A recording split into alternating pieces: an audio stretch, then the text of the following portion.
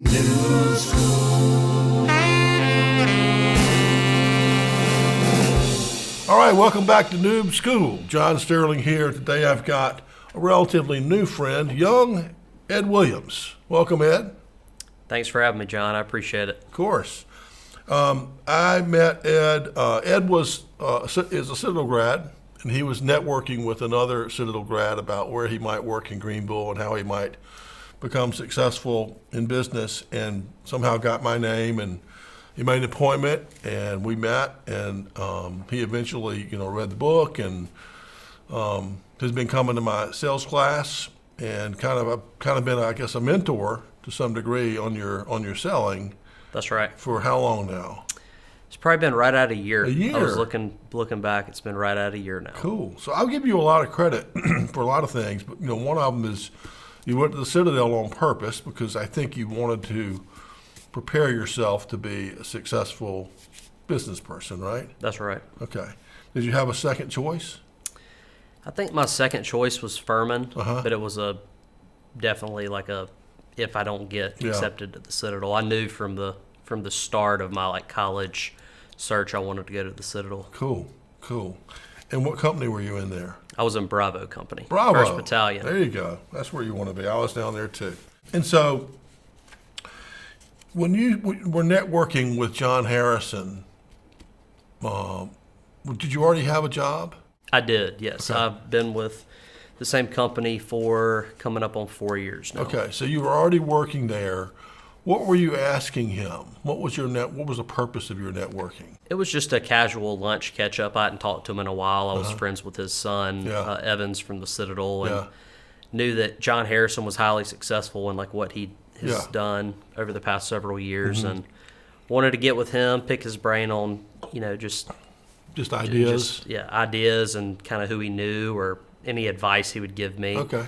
And I think that's the biggest takeaway was when he said, "You got to meet John Sterling. He's the guy." Yeah, well, there's more than just me out there who can be helpful, but he was someone who I remember when he was about your age. I remember recruiting him from the Citadel. He was an outstanding baseball player and cadet, and I think he had taken a job.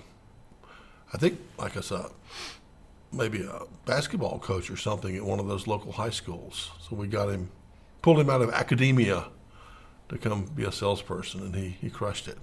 He did. He did. He's still crushing it. What kind of training have you had in sales so far? So the training through my company, we have a training or sales process that we go by, and then really just Noob School, as well as internal sales, talking to my sales manager and upper leadership. And your company's AssuredPartners. That's right. Yeah, we're a commercial insurance brokerage. Okay. So tell us give us the elevator pitch on what that means. So our job is to find business owners, CFOs, CEOs, and meet with them about their insurance. Okay. And see who wants to have a higher performing risk management and insurance program. A lot of insurance out there is let's get a quote, and we just think if you peel back the onion a little bit, there's several more factors than to just getting a quote, whether that be coverage, service, loss control recommendations, claims advocacy. So we just feel like that there's more value add that most people don't see, and our job is to get them to see that. Yeah, and your first job, I guess, is to have the discussion, right, to find a way in the door. That's right. So tell us about how you do that. My first, I'd say 2.5 to 3 years was a lot of cold calling. I would use ZoomInfo and MyEdge. It's two softwares that we have as a company, and I would make a list of CFOs and just start calling on them in manufacturing and transportation and construction, whoever I could get in the door with really, and just reach out to them and say, I know you're probably happy or in a good spot, because most people are. Every salesperson knows that they're going to say they're happy or not interested. But they do have insurance already. That's right. Of some sort. That's right. Yeah. So I think just saying that definitely makes them, it lowers their guard. Like this guy isn't going to try to come kick in the door in day one. It's like, I just want to meet you, get to know you a little bit, see if we can add value, and just be number two, a back pocket option for you should you evaluate your insurance program down the road. We just hope that we're the first person that you think of. What general area do you work? So I'm all over South Carolina, and I call in on North Carolina and Georgia as well. Okay. That doesn't necessarily limit me to 3 states, but as much or as many calls as I'm making, it's you got to have a pretty broad territory. Yeah. How many calls do you have to make to a new prospect to get one CFO to say, yes, I'll take a meeting? I think the average number, and it varies, but I think the average number that we as a company, and what I've seen on my numbers as well, is probably that 7th to 10th touch. So it's not, it takes several attempts. And I think I've heard recently one that had as many as like 40 or 45 touches to get in the door. Okay, so you're saying on average it's taking 7 attempts before the person says, okay, let's set up a meeting. Let's set up a 30-minute Teams call and then go from there. So you're starting with the Teams call, not a meeting. Right. Okay. I think that's really helped sales, because I think back to before when Teams was, and those Zoom and that stuff was popular, the first meeting was a bigger deal because we're all coming together. We're all going to be in the conference room. We're going to fly to whatever or drive, It's just like, hey, 30 minutes. Look at your computer. Yeah. It's more so to qualify the prospect too, because you can get on there and know if it's potentially going to go somewhere in the first 5 minutes or if it's not going to go anywhere at all. Yeah. And you'd hate to, drive 4 hours or get on a plane and it'd be a complete waste of time. Ed, listen, you missed all that because we used to do that all the time. All the time. I can remember once there was like a manager and a rep were going to fly to Canada to try to close this deal, this big, important deal.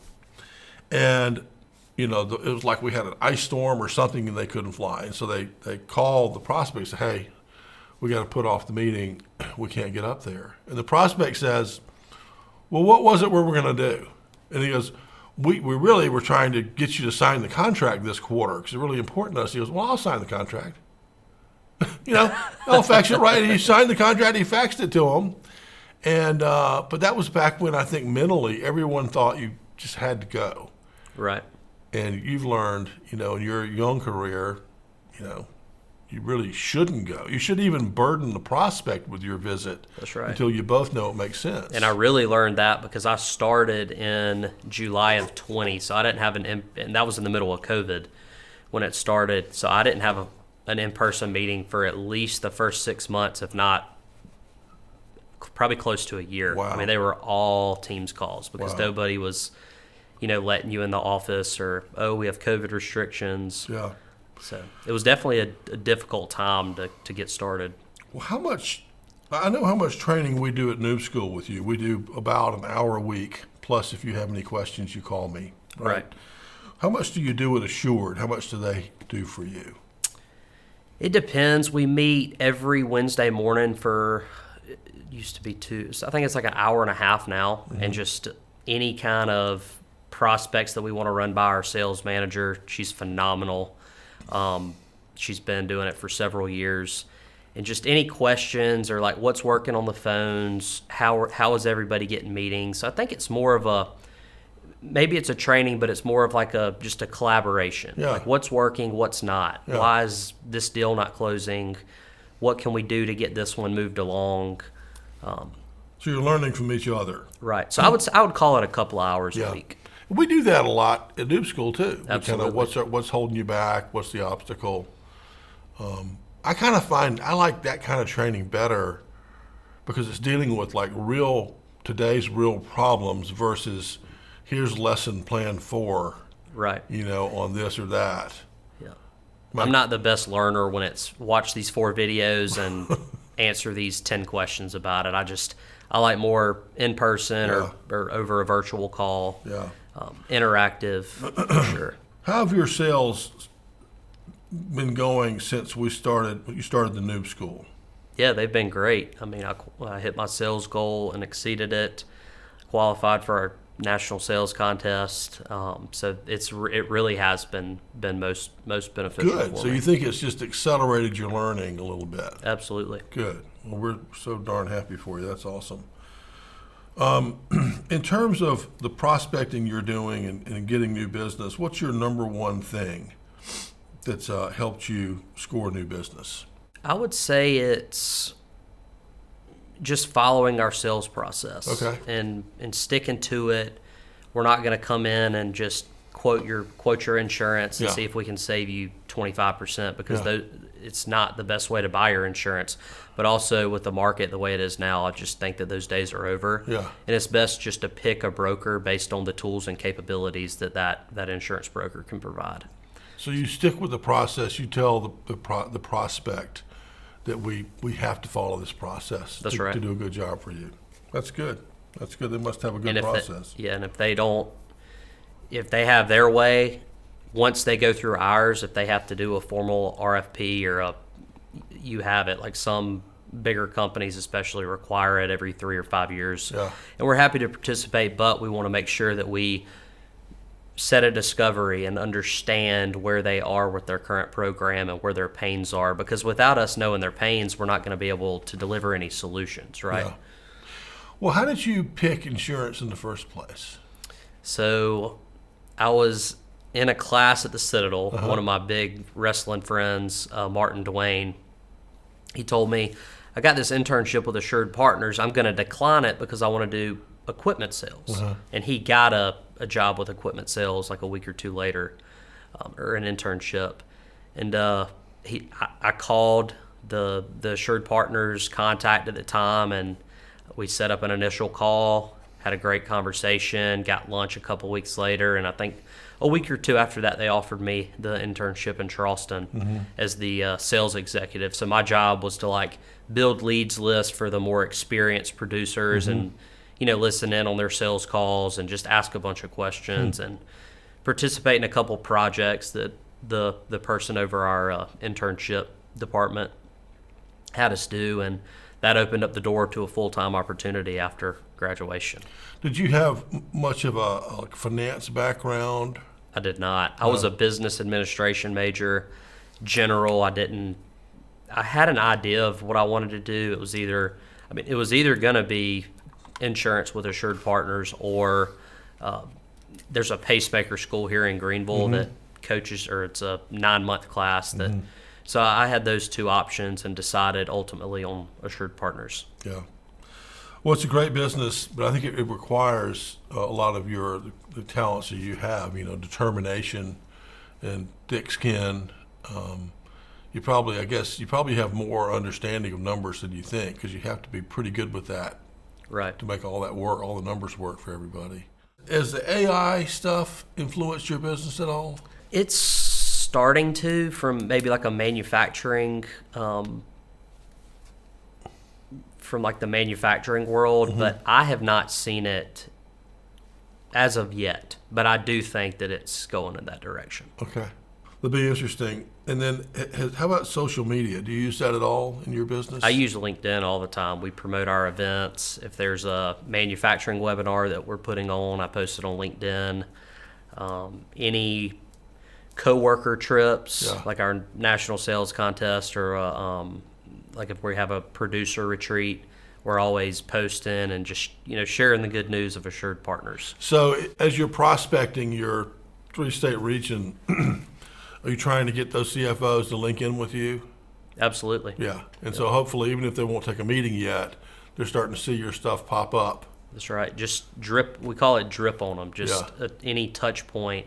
And them seeing a LinkedIn post, or all good people on the same, or sharing the same goal and on the same path, is very, it's very helpful, and it definitely is another touch point. It really is. Yeah, that's good. So what's your favorite book? I was thinking about that on the way here, and I had 4 or 5 that I have down on my phone. Yeah. But I think if I had to pick, it would be Can't Hurt Me, David Goggins. Okay.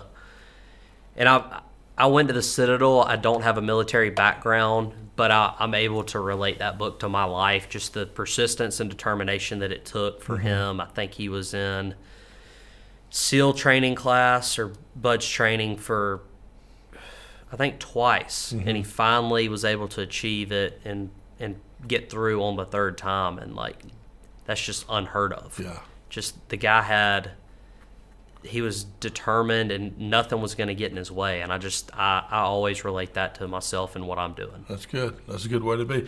And I would say you picked a good industry in a good area. And as long as you just keep this pace up, there's just no question in my mind when you're 40 years old, they're going to say, man, I wish I could be like him, right? And it's just going to be 20 years of work. Yep. And you're gonna have things set up real nice. So that's cool. That's a good book. Did you read the other one? Was it like 30 Days with the Seal or something? I think that's on I have a list of probably 100 on my notes on my phone that I need to. That's an easy one. It's a very quick read, but it's about, I can't remember the guy's name, but he hired Goggins to come live at his house for 30 days to get him tough and in shape. And the stories of him like showing up in the middle of the night and making him get out of bed and go run outside in the cold, and it's pretty cool. I don't think I have that one on my list now that I think about it. But yeah, do get that one. It's a real quick, easy read. It's funny. It's really funny. Favorite band or singer? I'm a big Kenny Chesney guy. I just love Okay. getting on the boat in the summer and playing a little Kenny Chesney, and on a sunny afternoon, it's one of my favorites for sure. Good. And favorite word? Persistence. Persistence. What would you like to promote today to our audience? Just think the good word of AssuredPartners. We're a up-and-coming insurance brokerage. We started in 2011, private equity backed, and we're recently reached the mark of $2.5 billion in annualized revenue. Billion. Wow. So we're growing, and a lot of the competition out there has had, they've been around for a lot longer than 12 or 13 years, but we're definitely here to stay, and we're enjoying the upstate South Carolina and really all over the country. Good. And how could they reach you if some business owner wanted to talk insurance with you? Connect with me on LinkedIn, or my cell phone is always available. Okay. So. All right. Well, thank you very much for being here. Thanks for being a student. I wanted people to kind of hear the perspective of a young person who was using Noob School and how it was helping them as they grew. So thanks for being here and for working with us. Thanks for having me, John. Okay. I appreciate it. Thank you. All right.